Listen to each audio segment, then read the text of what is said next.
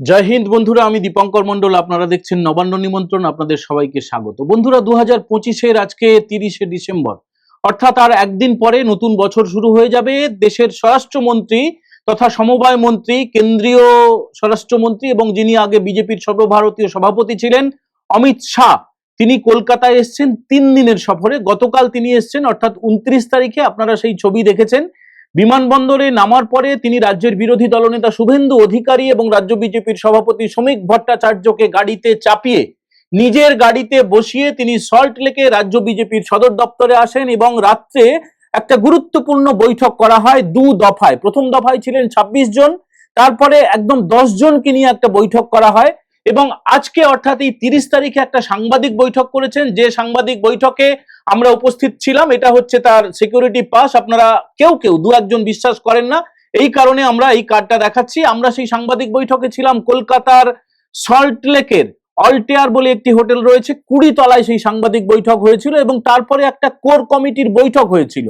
সাংবাদিক বৈঠকে কি হয়েছে না হয়েছে মোটামুটি আপনারা জেনে গেছেন, তবু আমরা 2-4 কথা সেটা নিয়ে বলবো।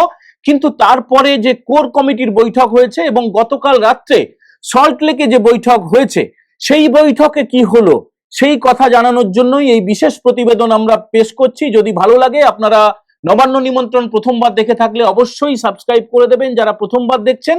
আর যদি ভালো লাগে তাহলে কমেন্ট করবেন, বন্ধুদের সঙ্গে শেয়ার করতে ভুলবেন না। আপনাদের অনুরোধে আমরা কিউআর কোড দিতে শুরু করেছি।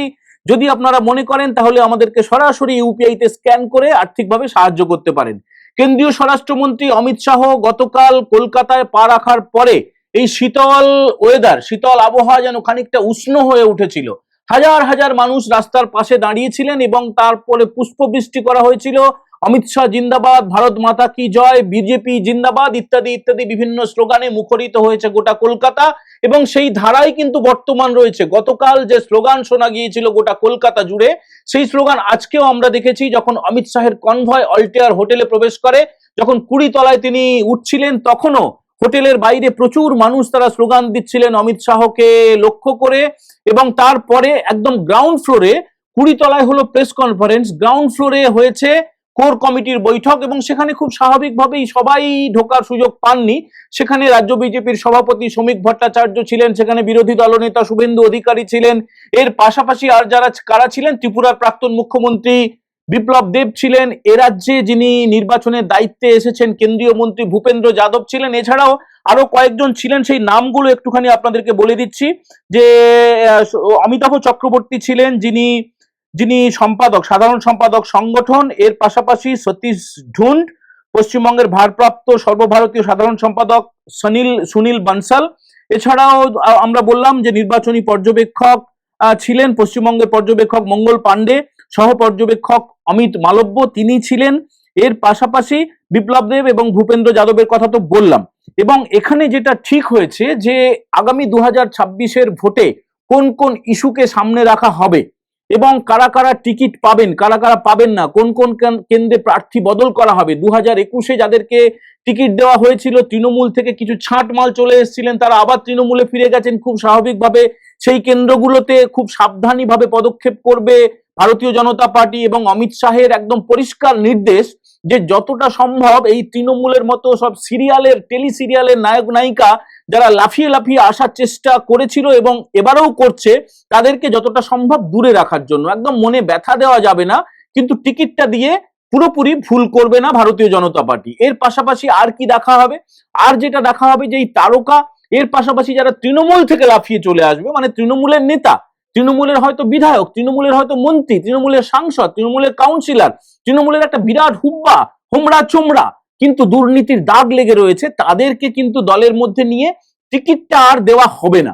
এবং যে ইস্যুগুলো করা হবে, যে সেগুলো একদম দেখে দেখেই আমরা বলছি, এই কারণে যাতে কোনো ভুল না হয়। অনুপ্রবেশ ইস্যু এবং জনবিন্যাসের যে বদল হচ্ছে, অনুপ্রবেশ ইস্যু মানে বাংলাদেশ থেকে রোহিঙ্গারা, বাংলাদেশ থেকে মুসলিমরা এ রাজ্যে প্রবেশ করে গোটা ভারতে ছড়িয়ে পড়ছে এবং তার ফলে জনবিন্যাসের বদল হয়ে যাচ্ছে। মানে যে এলাকা একসময় একটা বিশেষ সম্প্রদায় ধরুন 2%, 3% ছিল, সেখানে দেখা যাচ্ছে 10%, 13%, 25%, 30% পর্যন্ত উঠে গিয়েছে। তারা একটা গোটা বিধানসভা কেন্দ্রের মধ্যে অনেক জায়গাতেই সংখ্যাগরিষ্ঠ হয়ে উঠেছে এবং তারা একদম নির্ণায়ক ক্ষমতায় চলে গিয়েছে যে সেই বিধানসভায় তারা যদি মিলিতভাবে ভোট দেয় তাহলে কিন্তু যে দলকে ভোট দেবে সেই দল ক্ষমতায় আসবে। এই জনবিন্যাসের বদলটাকে একটা মুখ্য ইস্যু করা হতে চলেছে এবং এই অনুপ্রবেশকারীদের কারা সমর্থন করছে? রাজ্যের শাসক দল তৃণমূল কংগ্রেস। আজকে অমিত শাহের যে সাংবাদিক বৈঠক ছিল তার সিংহভাগ জুড়ে ছিল এই অনুপ্রবেশ ইস্যু। এই অনুপ্রবেশকারীদের পাশে যারা থাকবে এবং অনুপ্রবেশকারীদের পাশে যারা থাকবে না, এই একদম মাঝখানে একটা দড়ি টেনে দিয়েছেন তিনি, যে একদিকে অনুপ্রবেশকারীদের সমর্থক, একদিকে অনুপ্রবেশকারীদের বিরোধী।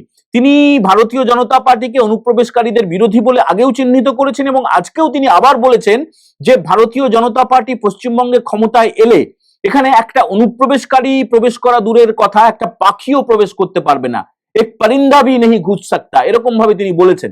এবং এরপরে আপনারা অনেকে যারা সেকু মাকু তৃণমূলের সমর্থক, অন্যান্য বিভিন্ন রকমের বামফ্রন্টের সমর্থক দর্শকরা আপনারা একটা অবধারিতভাবে প্রশ্ন করবেন যে তাহলে কেন্দ্রীয় সরকার কি করছে, অমিত শাহের মন্ত্রক কি করছে, বিএসএফ কি করছে? এর উত্তরটা পরিষ্কারভাবে অমিত শাহ দিয়ে দিয়েছেন। তিনি বলেছেন যে লোকাল থানা, লোকাল পুলিশের সাহায্য ছাড়া এই কাজ করা সম্ভব নয়। এর পাশাপাশি সবচেয়ে বড় পয়েন্ট যেটা, যে বর্ডারে ফেন্সিং টাঙাতে হলে, কাঁটাতারের বেড়া দিতে হলে জমিটা কিন্তু রাজ্য সরকারকে দিতে হয় এবং ইচ্ছাকৃতভাবে অনুপ্রবেশকারীদের সাহায্য করার জন্য এ রাজ্যের সরকার, মমতা ব্যানার্জির সরকার জমি দিচ্ছে না। এই কারণেই অনুপ্রবেশকারীদের এত বাড়বাড়ন্ত, এই কারণে অনুপ্রবেশকারীরা এখানে প্রবেশ করে তারা এখানে গত বিধানসভা পর্যন্ত, গত লোকসভা পর্যন্ত ভোট দিয়ে গিয়েছে এবং এসআইআর নিয়ে তিনি বেশি কিছু বলেননি। তার কারণ তার এখতিয়ার সেটা নয়। ইলেকশন কমিশন বা নির্বাচন কমিশন বিষয়টি দেখভাল করছে। ইতিমধ্যে কত বাদ গিয়েছে, আরো কত বাদ পড়তে পারে সেটা আলাদা ইস্যু। কিন্তু ভারতীয় জনতা পার্টি এই অনুপ্রবেশ ইস্যুটাকে কিন্তু 2026-এ সবচেয়ে বড় মুদ্রা বা সবচেয়ে বড় ইস্যু হিসেবে তারা সামনে তুলে ধরবে। আর জনবিন্যাসের যে বদল হয়ে যাচ্ছে, অর্থাৎ বিশেষ একটা সম্প্রদায়ের যেভাবে আধিপত্য বেড়ে উঠছে, সংখ্যাগরিষ্ঠ হয়ে উঠছে, এই ইস্যুটাকে তারা সামনে রাখবে। এর পাশাপাশি ধর্মীয় উৎপীড়ন, যেমন ভাবে বাংলাদেশে ধর্মীয় উৎপীড়ন চলছে, আপনারা দেখেছেন যে দীপু দাস সহ একাধিক বাড়িতে কিভাবে আগুন লাগানো হয়েছে, দীপু দাসকে কিভাবে পিটিয়ে পিটিয়ে তারপরে গাছে ঝুলিয়ে আগুন লাগিয়ে দেওয়া হলো, কিভাবে তার প্রাণ কেড়ে নেওয়া যখন হচ্ছিল তখন লাইভ সম্প্রচার করা হয়েছে, মোবাইলে বিশেষ একটা ধর্মীয় স্লোগান দেওয়া হচ্ছিল। এই ধর্মীয় উৎপীড়ন কিন্তু এ রাজ্যেও দেখা গিয়েছে। এ রাজ্যেও মালদা, মোথাবাড়ি, ভাঙড়, মুর্শিদাবাদ, ধুলিয়ান, শামসেরগঞ্জ, সেখানে হরগোবিন্দ দাস, সেখানে চন্দন দাস, এরকম একাধিক ঘটনা ঘটে গিয়েছে। এই ঘটনাগুলোকে কিন্তু ভারতীয় জনতা পার্টি 2026-এ আরো আরো আরো বেশি করে সামনে তুলে ধরবে। এবং এই যে ধর্মীয় উৎপীড়ন, তোষণ তোষণ তোষণ মানে তোষণ বলতে খুব সহজভাবে আপনারা যেটা বুঝতে পারবেন, বাইকে আপনি যাচ্ছেন আর একটা বিশেষ সম্প্রদায়ের মানুষ যাচ্ছেন, তার মাথায় হেলমেট নেই, আপনার মাথায় হেলমেট নেই, আপনি কেস খাবেন, ওকে কেস দেওয়া হবে না। এটাই হচ্ছে তোষণের সবচেয়ে ছোট উদাহরণ, সবচেয়ে ভালো উদাহরণ। এটা হয়, এটা আপনারা যে যেখানে আছেন, যে পাড়ায় আছেন, যে রাস্তার পাশে আছেন, যে মহল্লায় আছেন, আপনারা এটা লক্ষ্য করে দেখবেন তোষণটা কিভাবে হয়ে আসছে গত 14.5 বছর ধরে। এগুলোর বিরুদ্ধে ভারতীয় জনতা পার্টি 2026-এ তারা নির্বাচনী ইস্যু করবে। শুধু কি নেগেটিভ ইস্যু না, এর পাশাপাশি যেটা ইস্যু করা হবে যে বিকল্প উন্নয়ন, মানে বিজেপি ক্ষমতায় এলে তারা কি কি উন্নয়ন করবে, কিভাবে তারা শিল্প, কৃষি, বাণিজ্য, সড়ক পরিবহন, ক্ষুদ্র শিল্প, কুটির শিল্প, মাঝারি শিল্প, গরিব মানুষের জন্য স্বনিযুক্তি প্রকল্প, এই ইস্যুগুলো তারা কি কি করবেন। যেমন একটা ছোট উদাহরণ অমিত শাহ দিয়েছেন, আগেও তিনি দিয়েছেন, আজকেও দিয়েছেন। এই যে কেন্দ্রীয় সরকারের যে যোজনাগুলো এ রাজ্যের সরকার লাগু হতে দিচ্ছে না, এ রাজ্যে কেন্দ্রীয় স্বাস্থ্য বীমা লাগু হচ্ছে না। সেই স্বাস্থ্য বীমা যদি লাগু হতো, গরিব মানুষ 5 লক্ষ টাকার বাড়তি বীমা পেতেন এবং ভারতবর্ষের যে কোনো প্রান্তে গিয়ে যে কোনো কর্পোরেট হাসপাতালে চিকিৎসা করতে পারতেন। সেটা শুধুমাত্র এ রাজ্যের সরকার চালু করছে না। তিনি একদম নাম করে বলেছেন যে মমতা ব্যানার্জি নরেন্দ্র মোদীকে ভয় পান বলেই, তার জনপ্রিয়তাকে ভয় পান বলেই তিনি চালু করছেন না। এর পাশাপাশি আরো বেশ কিছু যোজনা চালু হয়নি। এবারে যেটা মূল ইস্যু, যেটা আমরা থাম্বনেলে করেছি, যে বিজেপি প্রার্থীদের মধ্যে বদল। দেখুন, বিজেপি প্রার্থীদের মধ্যে বদল হবেই। 2021-এ যারা টিকিট পেয়েছিলেন সবাই টিকিট পাবেন না, যারা বিধায়ক আছেন এই মুহূর্তে তারাও সবাই টিকিট পাবেন না, এবং যে যে তারকা যারা আবেদন করে ভারতীয় জনতা পার্টিতে চলে এসেছেন এবং আগামী কয়েকদিনে আসবেন তারাও সবাই টিকিট পাবেন না। তারকা তো গেল, তৃণমূল থেকে যারা আসবেন তারা সবাই টিকিট পাবেন না।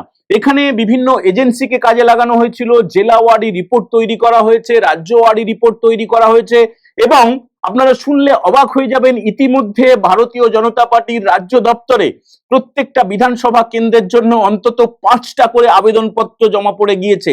সিভি জমা করেছেন, তাদের যে জীবনপঞ্জি, মানে তার নাম, তার বাবার নাম, তার এলাকায় তার পরিচয়, তার কি কি কর্মসূচি তিনি করেছেন, কি কি অবদান রয়েছে সামাজিক কাজে, ইত্যাদি ইত্যাদি করে একদম বিস্তারিতভাবে তিনি প্রার্থী হতে চান এই নির্দিষ্ট কেন্দ্রে, সেরকম জীবনপঞ্জি অর্থাৎ কারিকুলাম ভিটা মানে সিভি সংক্ষেপে যেটা বলা হয়, সেই সিভি কিন্তু প্রায় 1,500-এর কাছাকাছি জমা পড়েছে।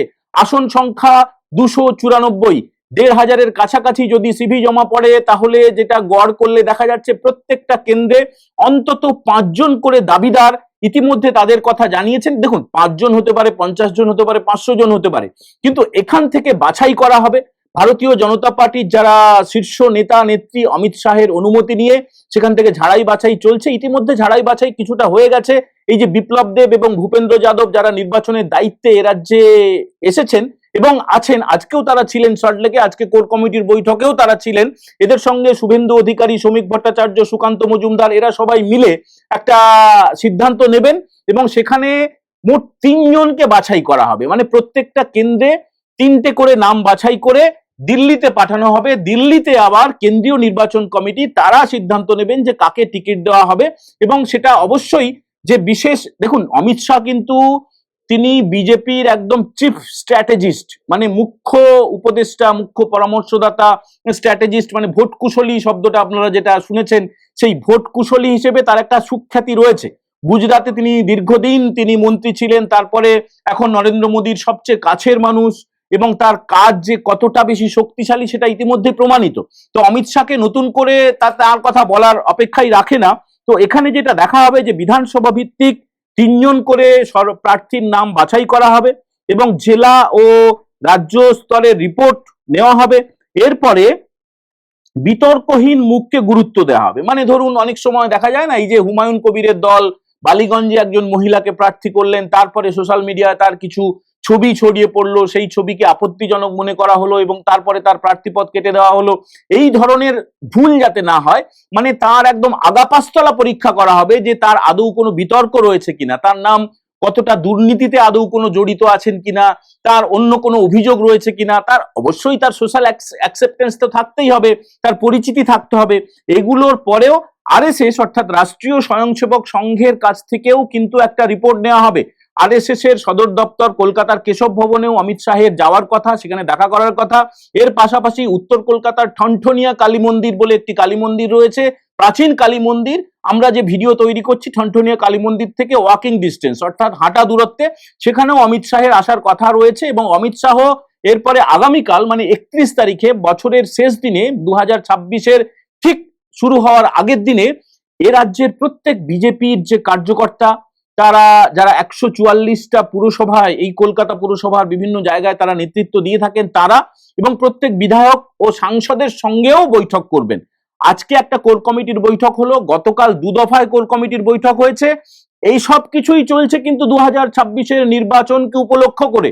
এখানে অন্য কোনো ব্যাপার নেই যে এটা খাচ্ছি, ওটা খাবো, এই জামা পরবো, ওই জামা পরবো, এই ভাষণ দেবো, এই সব ব্যাপার নেই। এখানে পরিষ্কার করে যে কথাগুলো, প্রত্যেকটা ক্লোজ ডোর মিটিং। আবার আপনারা ভালো করে শুনে রাখুন, বদ্ধদ্বার বৈঠক, সেখানে কিন্তু কোনো রকমের কেউ মোবাইল নিয়ে প্রবেশ করতে পারেননি, কোনো রেকর্ডিং নেই, কোনো ভিডিও নেই। পুরোপুরি আমরা যেটা বলছি একদম একদম জোরালো সূত্র থেকে পাওয়া খবরের উপরে ভিত্তি করে বলছি। অমিত শাহ বলে দিয়েছেন যে একদম মরণ কামড় দিতে হবে, একদম মরণ কামড়, মানে একমাত্র লক্ষ্য হবে ভিক্টরি, ভিক্টরি অ্যান্ড ভিক্টরি, জয়ী হতেই হবে। তার পুরো আজকে আমরা তাকে যতটুকু কাছে পেয়েছিলাম, দেখুন সাংবাদিক বৈঠক শুরুর আগে এবং শেষের পরে কিছুটা সময় তো আমরা পেয়েছি। আপনারা যেটা দেখেছেন টিভির পর্দায় দেখছেন অথবা সোশ্যাল মিডিয়ায় দেখেছেন, বিজেপির ওয়েস্ট বেঙ্গল পেজে দেখেছেন, শুভেন্দু বাবুর পেজে আপনারা লাইভ দেখেছেন, তার আগে কিছুটা সময় আমরা তাকে পেয়েছিলাম এবং অমিত শাহকে সেই বৈঠক শেষ হওয়ার পরে কিছুটা পেয়েছিলাম। তার যে শরীরী ভাষা, শুধুমাত্র অমিত শাহ নয়, ভূপেন্দ্র যাদব, শুভেন্দু অধিকারী, শ্রমিক ভট্টাচার্য, সুকান্ত মজুমদার, সবাই, মানে সবাইকে আমরা একটু একটু একটু একটু করে পেয়েছিলাম, মানে অমিত মালব্য, বিপ্লব দেব, সবাইকে পেয়েছিলাম। তো আমরা আজকের কথা মূলত অমিত শাহ কেন্দ্রিকই রাখতে চাইছি। তার প্রত্যেকটা শব্দ চয়নে, তার প্রত্যেকটা ব্যবহারে, তার প্রত্যেকটা আচারে একদম পুরোপুরি একটা পজিটিভ এনার্জি আমরা দেখতে পেয়েছি। সেখানে যেমন কিছুটা তিনি সাংবাদিক বৈঠকে ইঙ্গিত দিয়েছিলেন যে সেটিং নিয়ে প্রশ্ন উঠেছিল। আপনারাও অনেকে বলে থাকেন যে দিদি মোদির একটা সেটিং রয়েছে, এই সেটিং থাকলে জীবনে কখনো পরিবর্তন হওয়া সম্ভব নয়। তিনি যেটা পরিষ্কার করে বলে দিয়েছেন যে ভারতীয় জনতা পার্টির কোনো সাধারণ কর্মী সমর্থক অনুপ্রবেশকারীদের পাশে থাকতে পারে না।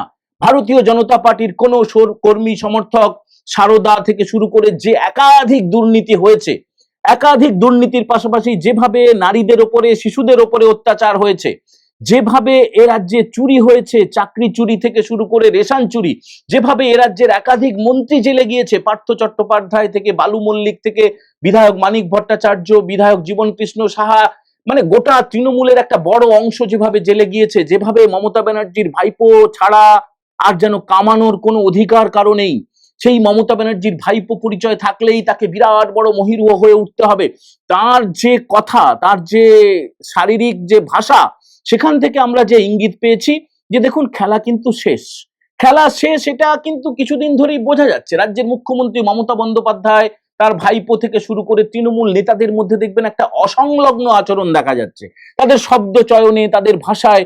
দেখুন যে কোনো রাজ্যে, সেটা অবিজেপি শাসিত রাজ্য হতে পারে, সেখানে যখন প্রধানমন্ত্রী যান, সেখানে কোনো উন্নয়নমূলক প্রকল্পের হাজার হাজার কোটি টাকার কোনো প্রকল্পের ঘোষণা হয়, শিলান্যাস হয়, সেখানকার মুখ্যমন্ত্রী কিন্তু প্রধানমন্ত্রীর সঙ্গে সরকারি অনুষ্ঠানে আসেন। এর আগেই আমরা একটা কন্টেন্ট আমরা তৈরি করেছিলাম, সেখানে আমরা বলেছিলাম এই যে কয়েকদিন আগে প্রধানমন্ত্রী এসেছিলেন নদিয়ায়, সেখানে মুখ্যমন্ত্রী মমতা বন্দ্যোপাধ্যায়কে ডাকা হয়েছিল, কিন্তু মমতা ব্যানার্জির তার তো উদ্ধত্ত, তার ইগো, তার যে বারফাট্টাই, তার যে মিথ্যে কথা, তার যে দুর্নীতিকে সমর্থন, অনুপ্রবেশকারীদের প্রতি সমর্থন, তিনি কেন যাবেন? তিনি তো একটা আলাদা ন্যারেটিভ তৈরি করতে ব্যস্ত। বাংলা বাঙালি ফেল হয়ে গেল, এসআইআর খারাপ, ফেল হয়ে গেল, সিএ হতে দেব না, ফেল করে গেল, ওয়াকআপ করতে দেব না, ফেল করে গেল। তিনি যা যা করেন সবই ফেল করে যায়, কিন্তু তিনি বলতেই থাকেন, বলতেই থাকেন, বলতেই থাকেন। তাকে সহযোগিতা করে বিশেষ একটা শ্রেণীর সংবাদ মাধ্যম, সংবাদপত্র এবং টিভি চ্যানেল। আপনারা দেখবেন কিছু কিছু সংবাদপত্র তারা এখন প্রথম পাতায় ছবি ছাপিয়ে যাচ্ছে যে এই বৃদ্ধকে অ্যাম্বুলেন্সে করে নিয়ে যাওয়া হচ্ছে, অমুক বৃদ্ধ যাচ্ছেন, অমুক অন্তঃসত্ত্বা মহিলা যাচ্ছেন। কে বলেছে আপনাদেরকে যেতে? নিয়ম তো আছে, আপনারা বাড়িতে থাকুন না ভাই। ওই বয়স্ক মানুষদেরকে হয়তো জোর করে নিয়ে যাওয়া হচ্ছে ছবি তোলানোর জন্য। কিছুটা আপনারা দেখবেন আরোপিত ছবি, আপনারা দেখলেই বুঝতে পারবেন ছবিটাকে সাজিয়ে গুছিয়ে তোলানো হচ্ছে। একজন বন্ধুর ঘাড়ে আরেকজন বন্ধু নাকি তার পায়ের গোড়ালিতে সমস্যা, এই কারণে নাকি তার বন্ধুর ঘাড়ে চেপে যাচ্ছে। ওই পোস্টটা দেখলেই বোঝা যাচ্ছে যে ছবি তোলার মুহূর্তেই শুধুমাত্র ওই ঘাড়ের উপরে চেপে ছবিটা তোলা হয়েছে। এরা সবাই চাইছে, বামপন্থীরা চাইছে, সবাই চাইছে যে মমতা ব্যানার্জিই থাকুন, কিন্তু সাধারণ মানুষের মধ্যে যে ক্ষোভ, সাধারণ মানুষের মধ্যে যে মুক্তির আকাঙ্ক্ষা, সেটা অমিত শাহ এবং ভারতীয় জনতা পার্টির শীর্ষ নেতারা তারা টের পেয়ে গিয়েছেন। আজকে যে প্রেস কনফারেন্সটা হয়েছিল, সেখানে অমিত শাহের ডান দিকে বসেছিলেন রাজ্যের বিরোধী দলনেতা শুভেন্দু অধিকারী, তারপরে একজন কেন্দ্রীয় মন্ত্রী ছিলেন শান্তনু ঠাকুর, এবং বাঁ দিকে ছিলেন রাজ্য বিজেপির সভাপতি শ্রমিক ভট্টাচার্য, এবং তারপরে ছিলেন সুকান্ত মজুমদার কেন্দ্রীয় মন্ত্রী। মোট 5 জন ডায়াসে বসেছিলেন। অমিত শাহই শুধুমাত্র বলেছেন, এবং তিনি কি বলেছেন আপনাদেরকে একবার ছোট্ট করে শুনিয়ে রাখি, যে একটু টুকেছি, মানে আমরা তো ছিলাম, এই যে আরেকবার দেখিয়ে দিচ্ছি, আমরা ওখানেই ছিলাম, এই পোশাকেই ছিলাম, ফিরে এসছি এইমাত্র, এসেই এই ভিডিওটা তৈরি করছি। তো কমিউনিস্টরা অর্ধেকটা শেষ করে দিয়েছিল, মমতা ব্যানার্জি গোটাটা শেষ করেছেন। কি শেষ করেছেন? এ রাজ্যের কলকারখানা, এ রাজ্যের শিল্প, এ রাজ্যের সড়ক, এ রাজ্যের শিক্ষা, এ রাজ্যের স্বাস্থ্য, কমিউনিস্ট আমল থেকেই শুরু হয়েছিল সেই ধ্বংসলীলা, তারা অর্ধেকটা শেষ করেছিল। এবং মমতা ব্যানার্জির সরকার আসার পরে গোটাটা ধ্বংসস্তূপে পরিণত হয়েছে। সেই ধ্বংসস্তূপের উপরেই আবার নতুন করে সাম্রাজ্য তৈরি করতে হবে, নতুন করে স্বপ্ন দেখাচ্ছে ভারতীয় জনতা পার্টি। এবং প্রধানমন্ত্রী কোনো রাজ্যে গেলে মুখ্যমন্ত্রী যান না, মানে অন্যান্য রাজ্যে গেলে যান, কিন্তু এ রাজ্যে যান না, সেটা যেমন উল্লেখ করেছেন। হিংসা এবং প্রতিশোধের রাজনীতি করছে তৃণমূল কংগ্রেস এবং তাদের নেত্রী এবং এই তৃণমূল সরকার। গত বিধানসভা ভোটের পর থেকে ভারতীয় জনতা পার্টির অন্তত 300 জন নেতা কর্মী খুন হয়েছেন, এইটা কিন্তু খুব বেশি করে গুরুত্ব দিয়েছেন অমিত শাহ। শিল্প চলে যাওয়ার কথা বলেছেন, এবং যার নির্দিষ্ট ভোট ব্যাংক, সেই ভোট ব্যাংক এক সময় কি ছিল, এখন কি অবস্থা, সেই ছবি তিনি পরিসংখ্যান দিয়ে ভালো করে বুঝিয়ে দিয়েছেন। এখন যে মমতা ব্যানার্জি আবার হিন্দু ভোটের দিকে ঝুঁকছেন, সেই ইঙ্গিত রয়েছে, কিন্তু সেই মলম লাগিয়ে আর সেই ক্ষত যে শুকোনো যাবে না, সেটা মোটামুটি নিশ্চিত। আপনারা কি মনে করছেন যে এই জগন্নাথের মন্দির, এই দুর্গার মন্দির, এই মহাকালের মন্দির করে হিন্দু ভোটকে মমতা ব্যানার্জির দিকে টার্ন করানো যাবে? আপনারা কি মনে করছেন অবশ্যই কমেন্ট করে জানাবেন। এবং এই যে কোটি কোটি টাকা মমতা ব্যানার্জির মন্ত্রিসভার সদস্যদের বাড়ি থেকে, তাদের পরিবার থেকে, তাদের বন্ধুদের থেকে, বান্ধবীদের থেকে কোটি কোটি টাকা উদ্ধার হচ্ছে, টাকা গোনার মেশিন লাগছে, আর মমতা ব্যানার্জি জানেন না সেটা হতে পারে না।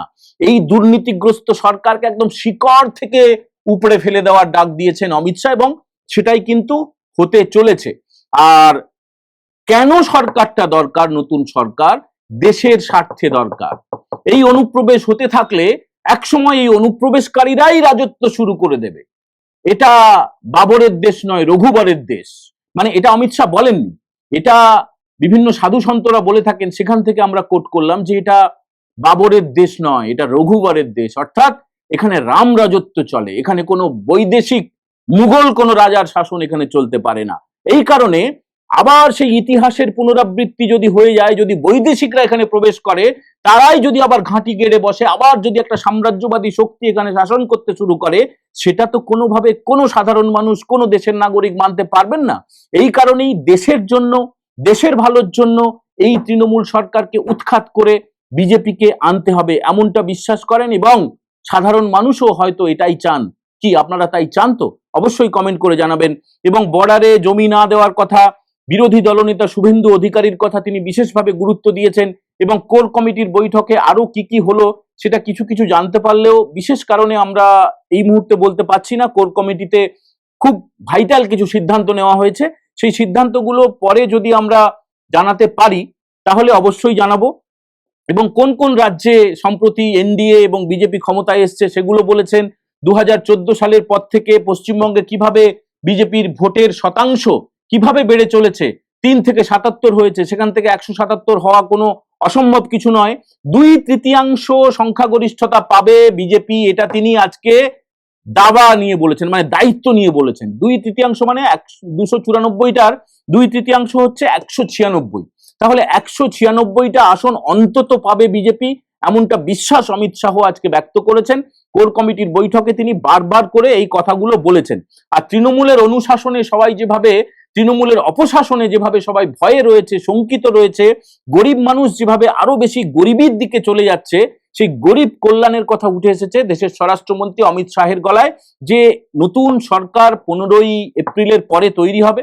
15ই এপ্রিল এই মমতা ব্যানার্জির অপশাসন শেষ হয়ে যাবে, এবং তারপরে এখানে এই দুর্নীতির সরকার, এই ভ্রষ্টাচারের সরকার, এবং ভয় এবং ভ্রষ্টাচার এই দুটো শব্দ পশ্চিমবঙ্গকে তিনি একদম মুক্ত করতে চান, এমনটা তিনি অত্যন্ত প্রত্যয়ের সঙ্গে জানিয়েছেন। এর পাশাপাশি মহিলা ক্ষমতায়ন এবং পরিযায়ী শ্রমিক ঠেকানোর কথা, মানে কোর কমিটির বৈঠকের কথা বলছি, যে মহিলাদের হাতে আরো বেশি করে ক্ষমতা তুলে দিতে হবে। এবং অনেক দেখবেন তৃণমূলের লোকাল নেতারা, স্থানীয় নেতারা কখনো কখনো মমতা ব্যানার্জিও বলে থাকেন আমরা চলে গেলে এটা বন্ধ হয়ে যাবে, ওটা বন্ধ হয়ে যাবে। আজকে পরিষ্কার করে তিনি কিন্তু বলে দিয়েছেন যে এ রাজ্যে যে যে প্রকল্প রয়েছে, মানে ধরুন লক্ষ্মীর ভান্ডার থেকে শুরু করে যা যা যা যা যা যা আছে, সেগুলো বন্ধ হওয়া দূরের কথা, সেগুলোতে কিন্তু অনুদান বা বরাদ্দ আরো বাড়ানো হবে। পরিষ্কার করে এই কথাটা তিনি বলে দিয়েছেন। তৃণমূলের নেতা নেত্রীরা এই কথাটা ভোটের সময় বারবার করে বলবেন আপনাদেরকে, যে মায়েরা, বোনেরা, দিদিরা, এই যে লক্ষ্মীর ভান্ডার তোমরা পাচ্ছ, এটা কিন্তু বন্ধ হয়ে যাবে, এটা আপনারা বিশ্বাস করবেন না, এই বরাদ্দ আরো বাড়বে। এটা পরিষ্কার করে কোর কমিটির বৈঠকে বলা হয়েছে। মহিলাদের হাতে আরো বেশি করে ক্ষমতায়ন করা হবে, মহিলাদের হাতে আরো বেশি করে দায়িত্ব তুলে দেওয়া হবে, স্বনিযুক্তি প্রকল্প আরো বাড়বে, মানে প্রত্যেকে যাতে আরো বেশি করে নিজের পায়ে দাঁড়াতে পারেন। এবং এই যে পরিযায়ী শ্রমিকদের চলে যাওয়া, মানে দেখবেন প্রত্যেকটা বিধানসভা যে যেখান থেকে দেখছেন, আপনারা দেখবেন আপনাদের আত্মীয় পরিজন, বন্ধু বান্ধব বা পাড়ায় চায়ের দোকানে যাদের সঙ্গে দেখা হয়, তারা হঠাৎ করে থাকে না, পরে আপনারা খবর পান তারা হয় তামিলনাড়ু চলে গেছে, গুজরাটে চলে গেছে, বিহারে চলে গেছে, বিভিন্ন জায়গায় তারা কাজের খোঁজে চলে গেছে, মূলত নির্মাণ শিল্পে তারা কাজ করতে যান, বিভিন্ন রকমের কায়িক পরিশ্রম করে দৈনিক মজুরির বিনিময়ে তারা তাদের মায়েদের কাছ থেকে, তারা স্ত্রীর কাছ থেকে, তারা তাদের বোনের কাছ থেকে, ভাইয়ের কাছ থেকে, পুরো পরিবার থেকে বিচ্ছিন্ন হয়ে শুধুমাত্র পেটের জন্য, অন্ন সংস্থানের জন্য, যেহেতু এ রাজ্যে কোনো কাজ নেই, যেহেতু এ রাজ্যে কোনো শিল্প নেই, এ রাজ্যে কোনো চাকরি নেই, এই কারণে তাদেরকে চলে যেতে হয়, তারা চলে যেতে বাধ্য হন। এইটাকে পুরোপুরি বন্ধ করা হবে। এইটা কোর কমিটির বৈঠকে সবিশেষ গুরুত্ব দিয়েছেন এবং কর্মসংস্থানের বিষয়ে খুব বেশি করে জোর দিয়েছেন। দেখুন, এ রাজ্যে তো যে কোনো পরীক্ষা, ধরুন টেট একবার হয়, 2 বছর পরে রেজাল্ট বেরোয়, 3 বছর পরে লিস্ট হয়, তারপরে আবার আন্দোলন হয়, তারপরে আবার দুর্নীতি ধরা পড়ে, তারপরে আবার পুরো প্যানেল বাতিল হয়ে যায়। মানে টাকা নিয়ে চাকরি দেওয়া সেটা তো আর নতুন কথা নয়। এ রাজ্যে একদম ক্ষমতায় আসার পর থেকে প্রথম যে 2014 সালে যে এসএসসিটা হয়েছিল তার তো গোটা প্যানেল বাতিল হয়ে গেল। আপনারাই সাক্ষী, আপনারাই দেখেছেন চোখের জলে যেভাবে দুঃখের সঙ্গে রাস্তায় দাঁড়িয়ে শিক্ষক শিক্ষিকারা, শিক্ষক কর্মীরা হাউ হাউ করে কান্নাকাটি করেছেন, তাদের পরিবারের মানুষরা কান্নাকাটি করেছেন। সেই কান্না অবিরত এখনো পর্যন্ত ঝরে পড়ছে।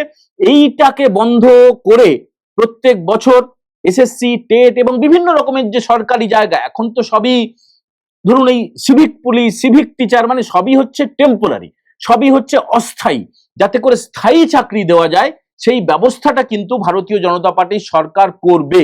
এবং এর পাশাপাশি যেটা হতে চলেছে সেই কথাগুলো আরেকবার আপনাদেরকে আমরা বলে দিচ্ছি, যে কারা কারা টিকিট পাবেন এবং কারা কারা টিকিট পাবেন না, যেটা মূল থাম্বনেলের বিষয়, সেই কথাটা একটুখানি আপনাদেরকে জানিয়ে দিই। দেখুন, এটা হচ্ছে একটা আলোচনা হয়েছে, এটা প্রবল সম্ভাবনা, এটা চূড়ান্ত সিদ্ধান্ত নয়। ফলে যে এলাকার কথা বলছি, যে বিধানসভার কথা বলছি, সেই বিধায়ক, তার সঙ্গে হয়তো ব্যক্তিগতভাবে আমার পরিচয় রয়েছে, বন্ধুত্ব রয়েছে, কিন্তু ক্ষমা চেয়ে নিচ্ছি, দয়া করে কিছু মনে করবেন না। যেটুকু রিপোর্ট পেয়েছি তার উপরেই এই নামগুলো আমরা ঘোষণা করছি। দেখুন, বাদের তালিকায় থাকতে পারে নাটাবাড়ি, মানে উত্তরবঙ্গের নাটাবাড়ি, কোচবিহার দক্ষিণ, শীতলকুচি, ডাবগ্রাম, ফুলবাড়ি, ফাঁসি দেওয়া, গাজল, ইংরেজবাজার, কালিয়াগঞ্জ। মানে এখানে যারা বিধায়ক পদে রয়েছেন তারা সম্ভবত টিকিট পাচ্ছেন না। এবারে বেশ কিছু জায়গায়, এর পাশাপাশি পূর্ব মেদিনীপুরের খেজুরির যিনি বিধায়ক রয়েছেন তিনিও সম্ভবত টিকিট পাবেন না, নতুন কেউ টিকিট পাবেন। আর বেশ কিছু নাম আলোচনা হয়েছে যে বদল করা হবে প্রার্থী, মানে খড়গপুরে এই মুহূর্তে হিরণ রয়েছেন, চিত্র তারকা হিরণ চ্যাটার্জি, সেই কেন্দ্রে বিজেপির প্রাক্তন রাজ্য সভাপতি দিলীপ ঘোষ তিনি দাঁড়ানোর ইচ্ছা, প্রতিদ্বন্দ্বিতা করার ইচ্ছা প্রকাশ করেছেন খড়গপুর কেন্দ্র থেকে। তো সেখানে হিরণের জায়গায় সম্ভবত দিলীপ বাবুকে টিকিট দেওয়া হতে পারে, হিরণকে অন্য জায়গায় নিয়ে যাওয়া হতে পারে। এছাড়া আরো বেশ কিছু নতুন নাম উঠে এসছে। নতুন নাম কি কি? গোপাল গয়ালি বলে একটা নাম পাওয়া গেছে, যিনি রাজ্য বিজেপির সাধারণ সম্পাদক অমিতাভ চক্রবর্তী, তিনি একসময় পিএ ছিলেন, আত্মসহায়ক ছিলেন। গোপাল গয়ালি এই নামটা শোনা গিয়েছে, তাকে সম্ভবত বাগদায় টিকিট দেওয়া হতে পারে। এর পাশাপাশি হলদিয়ায় জয় মল্লিক নামে একজন আছেন, বিজেপির আইটি সেলের দেখভাল করেন, আইটি সেলের ইনচার্জ জয় মল্লিক সম্ভবত টিকিট পেতে পারেন। এর পাশাপাশি আরো বেশ কিছু নাম উঠে এসছে, যে লকেট চ্যাটার্জিও সম্ভবত টিকিট পাবেন হুগলির কোনো একটা কেন্দ্র থেকে। সজল ঘোষ ইতিমধ্যেই বরানগরে উপনির্বাচনে তিনি প্রতিদ্বন্দ্বিতা করেছেন ভারতীয় জনতা পার্টির টিকিটে, তিনি আবার টিকিট পাবেন 2026-এ। তিনি কলকাতা পুরসভার কাউন্সিলর, অত্যন্ত উজ্জ্বল সম্ভাবনাময় একজন নেতা, কলকাতার নেতা। দেবু ঘোষ, সজল ঘোষ তিনি দাঁড়াচ্ছেন। তাপস রায়, যিনি গত লোকসভা ভোটে বিজেপির টিকিটে উত্তর কলকাতার প্রার্থী হয়েছিলেন, কিন্তু কম ভোটে সুদীপ বন্দ্যোপাধ্যায়ের কাছে পরাজিত হয়েছেন, তাপস রায় কিন্তু এবারের ভোটে টিকিট পাবেন। এর পাশাপাশি বেশ কিছু পরিবর্তন হবে যেসব জায়গায়, সেটা হচ্ছে যে বনগাঁ দক্ষিণের বিধায়ক স্বপন মজুমদারের আসন এবার বদলে যেতে পারে, স্বপন মজুমদার। এবং হাবড়া নিয়েও একটা জল্পনা রয়েছে, হাবড়া কেন্দ্রে কিন্তু প্রার্থী বদল হতে পারে, বাগদা কেন্দ্রে প্রার্থী বদল হতে পারে। এর পাশাপাশি জগদ্দল এবং শান্তিপুরেও প্রার্থী বদল হতে পারে। ভাটপাড়াতে আছেন অর্জুন সিং এর ছেলে পবন সিং, ভাটপাড়ার বিধায়ক। তো ভাটপাড়াতে সম্ভবত অর্জুন সিংকেই প্রার্থী করা হতে পারে, এমনটা কিন্তু মোটামুটি আলোচনায় যা উঠে এসছে সেটা শোনা যাচ্ছে। এর পাশাপাশি যারা আছেন, যে অমিতাভ চক্রবর্তী যিনি সাধারণ সম্পাদক সংগঠন, তিনি কিন্তু এবারে ভোটে প্রতিদ্বন্দ্বিতা করতে পারেন। এবং উত্তরবঙ্গে আরো বেশ কিছু বদল হতে পারে, দক্ষিণবঙ্গেও বেশ কিছু বদল হতে পারে। তবে সবকিছুর পরে যেটাকে লক্ষ্য রাখা হবে, যারা প্রার্থী হতে ইচ্ছুক, অর্থাৎ যে কথা বলছিলাম প্রায় 1,500-এর মতো সিভি জমা পড়েছে, সেই সিভি দেখার পরে ঝাড়াই বাছাই করে প্রত্যেকটা কেন্দ্র থেকে 3টে করে নাম বাছাই করা হবে। এবং 3টে করে নাম বাছাই করার পরে যেটা করা হবে, সেই নামগুলোকে পাঠিয়ে দেওয়া হবে দিল্লিতে। দিল্লি থেকে চূড়ান্ত একজনের নামে সিলমোহর দেওয়া হবে। আপনারা জানেন যেটাগুলো জাতীয় দল, মানে এটা তৃণমূলের মতো আঞ্চলিক দল নয়, যে এখান থেকেই যাকে খুশি নাম একটা প্রার্থী ঘোষণা হয় না। কংগ্রেসের যা হয়, বা ধরুন এই বিজেপির মতো দলে এই নামগুলো দিল্লি থেকে জানানো হয় যে কোন কেন্দ্রে কে প্রার্থী হবেন। আগেই বলেছি যে বিতর্কহীন মুখকে গুরুত্ব দেওয়া হবে এবং তারকা মুখ যতটা সম্ভব কম কম গুরুত্ব দেওয়া হবে। আর সমীক্ষক যে সংস্থাগুলো রয়েছে সেগুলোকেও কিন্তু কাজে লাগানো হয়েছিল এবং সমীক্ষক সংস্থাগুলো এখনো কাজ করছে। তাদের রিপোর্টগুলো নেওয়া হচ্ছে, সেই রিপোর্টের উপরে ভিত্তি করে যে সিভি গুলো জমা পড়েছে তার পাশে একটা মার্কিং করে নম্বর দিয়ে দেওয়া হবে এবং সেই নম্বর অনুযায়ী তারা টিকিট পাবেন অথবা পাবেন না। এবং একটা কথা বলতেই হবে যে 2021-এ যা যা ভুল হয়েছিল সেই ভুলগুলোকে চিহ্নিত করা হয়েছে। সেই ভুলগুলো যাতে পুনরাবৃত্তি না হয়, প্রত্যেক নেতা যাতে তার একদম 100%টা দিয়ে দেন, সেটাকে কনফার্ম করার নির্দেশ দিয়েছেন অমিত শাহ।